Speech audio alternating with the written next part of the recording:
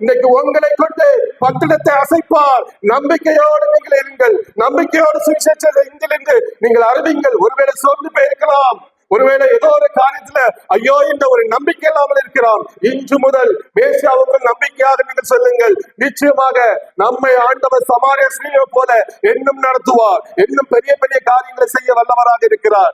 ஏன் வந்து பார்க்க வேண்டும்? வந்து பார்க்கிற வரைக்கும் ஒன்றும் தெரியாதுங்க. வந்து பார்க்கிற வரைக்கும் நம்ம பேசிட்டே தான் இருக்க முடியும்.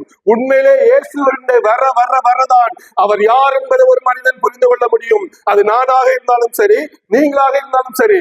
வெளியே இருந்து பேசுவது ஒன்றே, வெளியே இருந்து இயேசு கிறிஸ்துவை பேசிக்கலாம். ஆனால் வேதத்தை அறிந்து ஜெபத்திலே அவரோடு தரித்திருந்து அந்த தரிசனங்களை பெற்று அவரோடு வாழ்கிற வாழ்க்கை, ஒவ்வொரு நாளும் நம்ம வாழ்கிற வாழ்க்கை, புது புது அனுபவம், புது புது அனுபவம் நம்முடைய வாழ்விலே கிடைத்து நமக்குள்ளே கிடைக்கிற பலன், நமக்குள்ளே கிடைக்கிறது நம்பிக்கை, அதற்கு ஈடு இணை எதுவும் இல்லை.